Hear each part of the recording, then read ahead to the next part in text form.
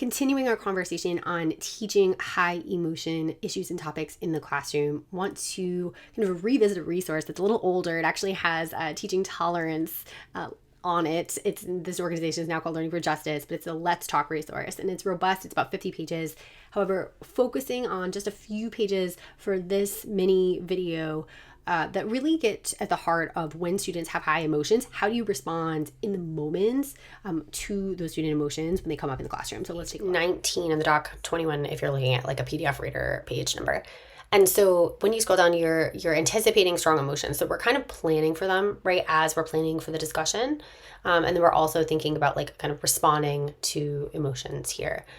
So when we're thinking about in the moment, after we've already planned, we've thought about what might come up, these are some emotions that may come up, right? And these are kind of some recommended strategies to use based on specific emotions. And this is kind of useful as a worksheet where you can kind of plan out your thing. So for example, if they're experiencing a lot of pain, suffering, anger, we want to do a check-in, we want to make sure that we're modeling tone of voice. We can invite sharing if students are wanting to do that. If they're unable to contribute to the class discussion because the emotion is so high, we can acknowledge the emotion and continue with the lesson, right? This continues for blame, guilt, shame, confusion, or denial.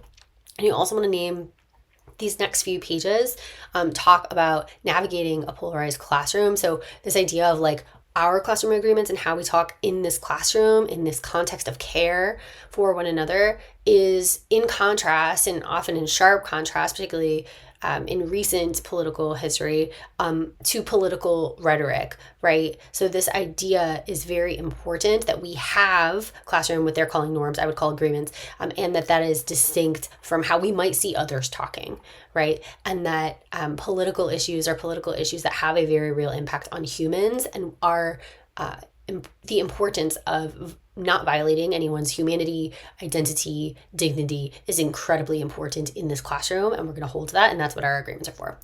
So, but kind of related here, distinguishing identity and ideas, intent and impact. So this idea where we are seeking to understand is important, and we can disagree, but we will not insult one another's identities. And this is really important. It is okay. And I think they say this in here, don't be afraid of drawing red lines, right? You can boundary the conversation, right? You can say that. We re-emphasize here, they're just naming the difference between intent and impact, where we want to take responsibility for any impact our words may have, despite perhaps having good intentions, right? Our impact is our impact, and that is important. So we kind of want to name that for students as well. Here, we are talking about, we might want to sometimes pause the conversation. I often talk about how students can lead and teachers should talk as little as possible. There are moments where you will need to step in and pause or redirect the conversation, correct a misconception, anything like that. I think that they get at this in the next one. I'm getting ahead of myself. But when drawing a red line, you just have to share the why. So for example, talking about like a baseline assumption or understanding, like, we will not debate someone's humanity, right? Their identity is not for debate. Their dignity cannot be violated. That kind of thing is kind of the credo of the class. You want to ideally come to this consensus early in the class before you're jumping into these conversations. You want everyone to agree to it so that it is something you can say, you agree to this, and here's where we're going to kind of filter through that lens.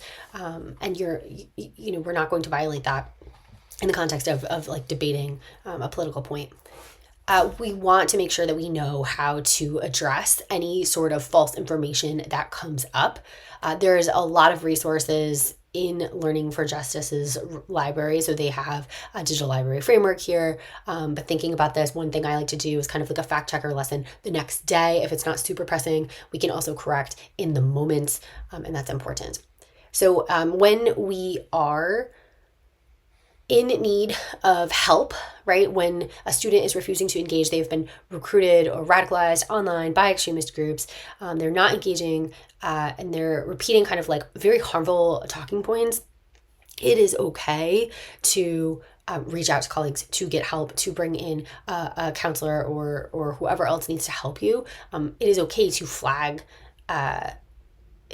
like harm, like expressions of harm, right? We're mandated reporters for harm done to self or others. It is okay and helpful to that student, right? When I think about students saying inflammatory things, like my gut reaction in that moment as a younger teacher particularly is like, obviously, not obviously, I don't like the word obviously, but shut it down, right? And my older self is also like, that child is going to benefit from having the intervention and finding a sense of belonging that is not that extremist group, right? That is not that incendiary language that is offensive and harmful, right? That child also needs the support to be, values driven and compassionate and uphold the dignity and humanity of other people. Like that's also for that child. Like we need to enlist that help. Not just give up, on that kid, but also while holding the boundaries of not violating anyone else's dignity, right? It's a both and. And then finally, they talk about focusing on commonality. So looking at ways to highlight experiences where people who disagree politically might actually share the same kind of experience. I think about this when I think about like the values that underlie gun control rights. So the idea that, for example, the Black Panthers would like access to guns as a means of self-protection from the government during COINTELPRO and things like this, right? Like that makes sense, right? The underlying human need there is safety. And people who would like gun control and to restrict access to guns is also, children or parents who are fearful of children and mass shootings and gun violence in general. Those people also want freedom, right? So there's actually this common underlying need. Can we focus on those commonalities? Right. And so again, this is page 22, I think on here, but 24 on this. So 19 to 22, check it out. Responding to children's emotions. The guide we just looked at from Learning for Justice is linked in the description. Pages 19 to 22 is what we just looked at. Check out the whole thing though. And then I'm also going to drop in, since agreements were such a fundamental part of this, how I co-create class agreements with students. There's a resource in there for you as well.